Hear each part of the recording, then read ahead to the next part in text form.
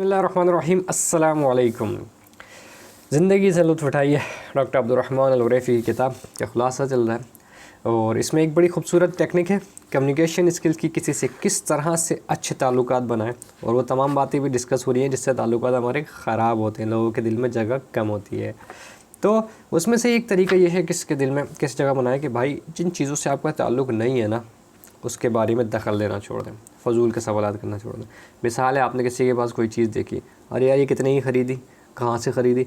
नहीं भाई, अगर उसने मुख्तसर आपने अगर वाकई में जानना चाहते हैं आपको ख़रीदनी है उससे, या आपको वाकई में आपको उस जैसी कोई चीज़ ख़रीदनी है, तो आप उससे पूछेंगे कितने तक की मिल जाएगी मुझे। लेकिन आप बिला वजह कहना नहीं है भाई घड़ी खरीदी, घड़ी अच्छा ये घड़ी बड़ी अच्छी है यार, कितने की ख़रीदी, किसी ने दी, अच्छा किसने दिया? भाई आपका क्या लेना देना? अगर वो बताना चाहता तो आपको पहले ही बता देता कि भाई मेरे जो है फ़लाने शख्स ने दी है मुझे। इसी तरीके से आप किसी के घर पे जाते हैं, आप जो है छोटी छोटी चीज़ों के अंदर, भाई ये फ़र्नीचर तुम्हारा बड़ा ख़राब हो रहा है, इसको चेंज क्यों नहीं कर रहे?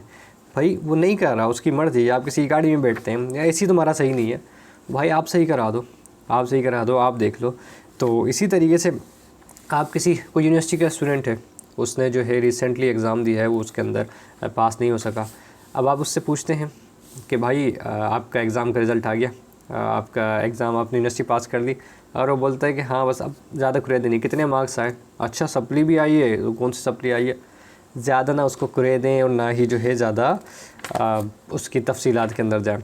उसी तरीके से ये है कि भाई आप किसी की आयादत करने जाते हैं, ये भी आयादत के आदाब में से एक और आदब है कि अब किसी को आपको पता लगता है बीमार है, अब किसी की बीमारी अगर किसी ने बोला कि भाई आपको क्या तकलीफ़ है, बोला बस थोड़ी बहुत तकलीफ़ है, अगर वो आप देख रहे हैं कि वो इग्नोर कर रहा है, बताना नहीं चाह रहा, मत कुरेदें। हो सकता है कोई ऐसी तकलीफ़ हो जिसको बताने में वो शर्म महसूस कर रहा हो, तो इस तरह की बातों को मत कुरेदें। भाई आपको क्या तकलीफ़ है, आपको कहाँ तकलीफ़ है, आपको किस तरह तकलीफ़ है, आप किस बात का इंतज़ार कर रहे हैं कि वो जो है आपके आने की वजह से शर्मिंदा हो, आपसे जो है शर्मिंदा हो? आप बस इतने करें कि अगर वो सामने वाला बोले कि बस यार काफ़ी हाँ तकलीफ़, बस बीमार हूँ मैं, थोड़ा बहुत दुआ कीजिए, तो आप वाकई में दुआ कीजिए कि बस यार अल्लाह ताला से दुआ है कि आपको जो भी तकलीफ़ है, अल्लाह ताला आपको सेहत और तंदुरुस्ती दे, अच्छी ज़िंदगी दे।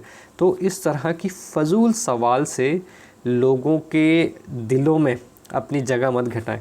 फ़जूल सवाल से लोगों को परेशान करना छोड़ें। अक्सर लोगों की आदत होती है कि हर चीज़ में घुसने के, भाई आपने मोबाइल के अंदर वॉलपेपर क्यों लगाया हुआ है, भाई आपने जो है ये फ़लाना काम क्यों किया हुआ है, आपने जो है इस तरह के आप कपड़े क्यों पहनते हैं, आप जो है इस तरह के टॉपिक क्यों पहनते हैं, आपने जो है अपनी दाढ़ी बढ़ाई क्यों है, अपनी दाढ़ी कम क्यों की है।